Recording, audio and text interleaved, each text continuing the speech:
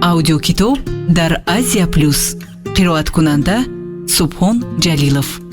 иноят Насриддин. ҳаваси субҳи содиқ. ҳикоя. утоқи хурдакаки қабати чоруми бинои саропо бетониро чароғи рӯи миз ба ду ранг равшан медошт. ҳамон гӯшае ки бо илоҷи миз гузоштанд рӯи он дастхатҳои содиқ паҳну паришон аст, мисли рӯз равшан ва гӯшаи дигари утоқ бо рахти хоб ба ранги маҳтобшаб аст. барои он ки ардашеро хоб барад, саодат лаби кат амонат нишаста тахтапушти кӯдакро нарм нарм молиш медиҳад ва ҳини ин амал аз содиқ чашм наканда хонаи имрӯздидаашро бо манзили катакмонандашон муқоиса кард. мизу курсӣ, дивану ҷевонҳои ҷопонӣ, қолинҳои пурнақши эронӣ дар муқоиса бо ин мизи пастакаку ҷевони бунёдаш арамайда оламеро мемонад ки ҳавас асту дастнорас. содиқ бехабар аз қиёсу ҳавасҳои ситора бо сари хам дар партави мисли рӯз равшани чароғ менависаду менависад. бо ин сари хаму нависнависи содиқ одат кардааст ситора. ончунон одат кардааст ки агар содиқ баъзе шабҳо паси миз нанишаста пеш аз ситораро хоб бурдан ба ҷойгаҳ дарояд, аҷабаш меояд ва ба навозишу хоҳиши ӯ самимона ҷавоб гардонида наметавонад. зеро аз ибтидо, ҳанӯз аз рӯзҳои аввали заношӯӣ, ситора одат кард ва ба мурури солҳо хӯ гирифт ба амали шабҳои дароз сари миз нишастану як поси шаб бо ҳавас навозиш карданҳои содиқ. содиқро гӯё барои таҳқиқи таърихи ин кӯҳандиёр офарида бошанд. ба ҷуз ҷилд дастхатҳои нодир хондану навиштан дигар шуғле надорад. ҳар бегоҳ пас аз хӯроки шом паси миз мешинад. соатҳои дароз мешинад. ба муқоисаи дастхатҳову навиштан чунон дода мешавад ки ситораро дар дил ҳавасу дар лаб ҳарорат хоб мебарад ва сари ҳамин ҳавасу ҳарорат навозишҳои содиқро хоб мебинад. хоб мебинад ки қабои танге пӯшидаасту миёнаш дард мекунад ва ҳамон писарбачаи шарикдарсаш лолаҳои аз кӯҳ овардаашро доғ карда ба лаби ситора мемонад. аз дарди қабои танг ва ҳарорати лолаҳои доғ саҳли ҳушёр шуда дастони содиқро дар миёнаш ҳалқа, лабашро васли лаби оташбори ӯ мебинад ва саҳли нагузашта бо ҳайрат дарк мекунад ки дарди қабои танг инқадар бароҳат аст. соат чанд? хоб кун, пас аз соати субҳ медамад. ҳар боре ин саволро додааст, ҳамин ҷавобро шунидааст. ва имшаб қабл аз он ки аз сари кати фарзанд бархеста ба ҷогоҳ дарояд, бо лабханди дардолуде ба ёд овард ки ҳини таваллуди Ардашер дар беморхона ҳангоми ӯро ба утоқи фарёд бурдан низ пурсида буд. соат чанд? тоқат кун, пас аз соати субҳ медамад. ситора тоқат кард то нахуст фарзандаш субҳи содиқ ба дунё ояд ва боз 5 соли дигар тоқат кард то содиқ номзади илм шаваду рӯзгорашон ранги дигар гирад. аммо ранги дигар нагирифт. ҳамон маоши ночизу ҳамон пурсишу навозиш. ва қариб 1 сол аст ки шавҳараш аз пайи рисолаи докторист. ситора дар рӯшании нури чароғи рӯи миз мебинад ки ба ҷабини фарохи содиқ чанд чину ба мӯи мушкинаш тор сафедӣ афтодааст.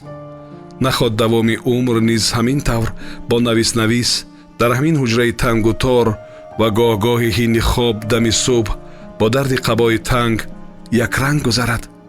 ва аз андешаи он ки рӯзе аз рӯзҳо дар хоб дами субҳ ба ҷои қабои танг кафан мебинад, ба дилаш ҳарос роҳ ёфт. наход он рӯз ҳам пурсишу посух чунин сурат гирад. соат чанд? хоб кун, пас аз соати субҳ медамад. не он рӯз фарқ надорад субҳ медамад ё не. ҳаваси инсон аз дамидани субҳ хуршед аст. субҳе ки тулӯи хуршед надорад зиндагӣ не, марг аст. аз ҳарорати лолаҳои кӯҳӣ дигар лабҳо доғ, аз дарди қабои танг ҷон роҳат намекунад. ҳама чиз, ҳатто таҳқиқу татбиқҳои содиқ ба дасти фаромӯшиҳо меравад. пас аз чунин субҳ на манзили барҳаво лозиму на гарнитури ҷопонӣ. ситора имшаб қабои тангу лолаҳои доғро хоб надида бошад ҳам, қабл аз субҳи содиқ аз оғӯши танг миёнаш ба дард омад ва аз ҳарорати баланд лабаш оташ гирифт. баъди раҳо ёфтан аз ин оташу дард таи 5 соли заношӯӣ ба ҷои соат чанд бори аввал чизи дигар пурсид: нархи гарнитураи японӣ чӣ қадар аст? чӣ? Содиқ ӯро аз оғӯш раҳо намуда бо ҳайрат ба умқи чашмони Ситора назар андохт. дар чашмони пас аз оғӯши танг ҳанӯз хумор нашикаста маънӣ хондан муҳол буд. Содиқ бо меҳр ҳамсарашро ба оғӯш гирифта пурсид: хоб дидӣ магар? ҳа, бори аввал қабл аз субҳи Содиқ дурӯғ гуфт Ситора. чизи дар умрат надидаро чӣ хел дидӣ? гапро ба ҳазл кашид Содиқ.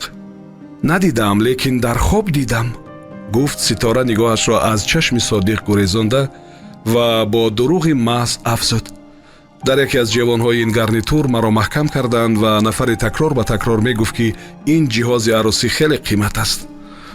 хеле қимат аст. қувват дод сухани Ситораро Содиқи бехабар аз андешаи ҳамсарашро домангир шуда. тахминан 40,000 барин, яъне 35 сола маоши шумо?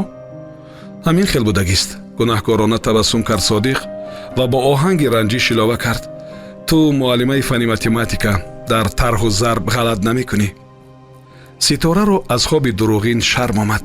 таассуф хӯрд ки чаро имшаб қабои тангу лолаҳои доғро хоб надид ва пас аз дарду ҳарорати қабову лола суоли муқаррариашро надод. чаро? худашам ҳайрон. ҳаваси ноошное ба дилаш роҳ ёфта, андешаи махшуше ба сараш чарх мезаду чарх. шояд ҳамин андешаи наҳ сабаб шуд ки бори аввал қабои тангу лолаҳои доғро хоб надид ва дами субҳи Содиқ пас аз дарди хуморшикан дурӯғ гуфт. дурӯғи маҳз. ҳаваси ноҷоро аз дил, андешаи махшушро аз сар бояд дур кард, аммо намедонад чӣ тавр аз ин бало раҳо ёбад.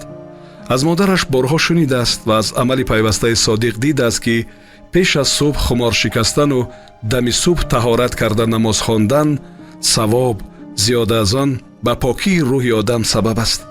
аҷаб кори носавобе кард Ситора ва сари ҳамин андешаи ваҳмангез аз Содиқ пурсид: соат чанд?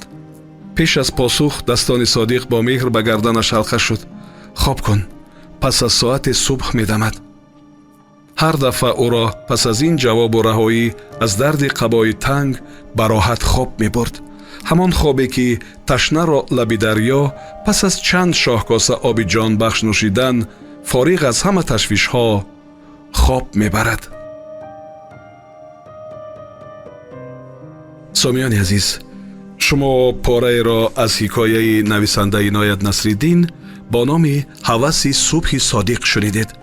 идома дар барномаи дигар садо медиҳад. аудиокитоб дар Азия Плюс. қироаткунанда Субҳон Ҷалилов.